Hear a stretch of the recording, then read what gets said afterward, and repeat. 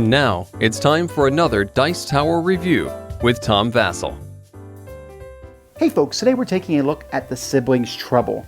Now the Sibling Trouble is from Pencil First Games, and I have to say, these guys do an excellent job at quality. This is one of those magnetic boxes. Everything fits very nicely inside.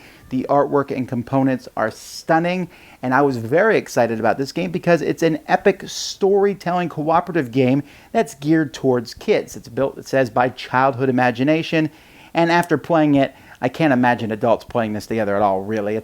Maybe you could, but it's really a game for families, for kids to go through and use their imaginations to win an adventure. Here's a little bit, not a lot, I don't want to spoil too much, but a little bit about how it's played.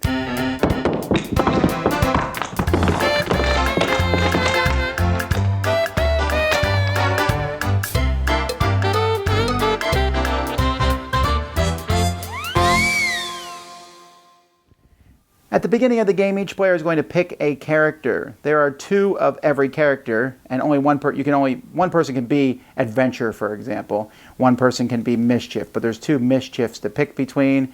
There's two mayhems, there's two dangers. So you pick which character you're going to be. It shows you their special ability. It's the same on both characters.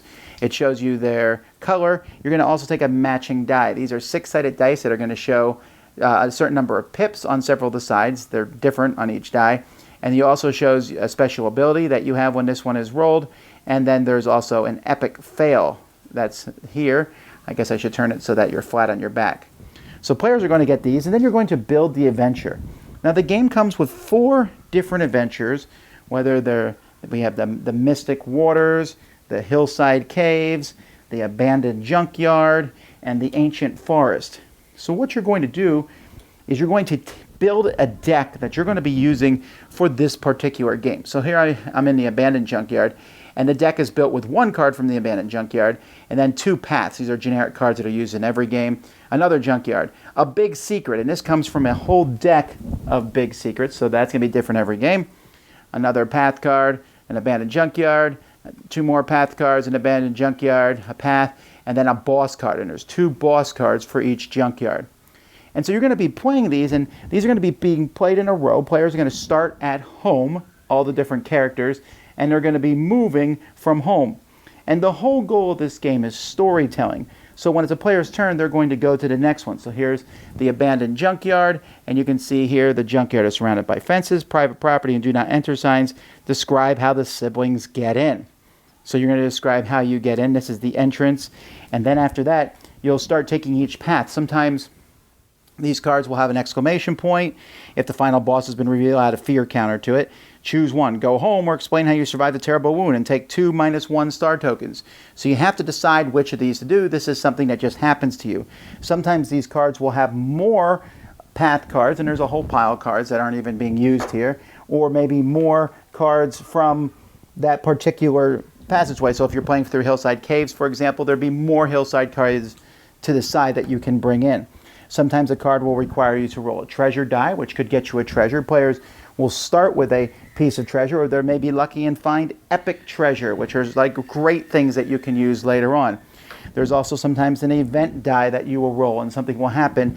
And each of these cards, as you go through the path, will tell you. Eventually, you'll get to the Big Secret, which will tell you why the bad guy. It will reveal the boss at that point. In this case, it's the robot overlord, who has a big secret, and he is trying to get the Torch of Danger. That's an epic weapon, and you have to tell a story about why, and you're going to get to these. Now, as you go to different things, sometimes you have to pass a test, and you're simply going to roll a die, and you have to get a certain number of stars to pass a test.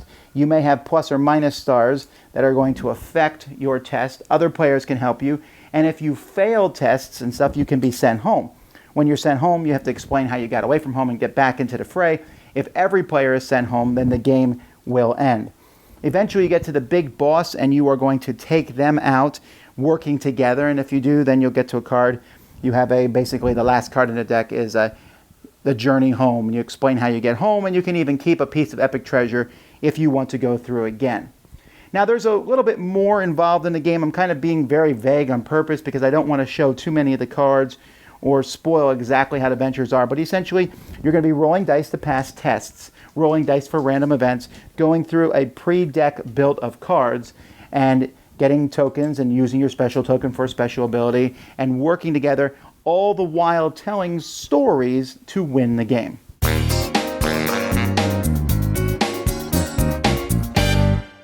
I'm very conflicted here about the ending of this review, because usually when I play a game, I tell you this game's bad or this game's good, and of course it's always in my opinion. And I think that this game is going to be a huge hit with some people. It just miserably failed with us. But this is one of those times where even though it failed with us, I feel like it might work for other people. Like I said, the artwork components are amazing. The amount of imagination that went into telling all these different stories, that's great. There's even a little booklet that comes with it. Hey, if you have someone who's an introvert and they don't know how to tell stories, here's how you can tell stories. They even walk you through an entire game. Rulebook and all that stuff is fine, top notch. I really can't think of any fault to say in this regard. But the game almost felt for us that it was too convoluted, maybe. I don't know what the word is. Like, you have to put this deck in a specific order, and then you turn over the cards, and it almost felt like it was saying, hey, use your imagination, but this is what you need to say. And I was like, hey, tell how you got this bruise here from the troll.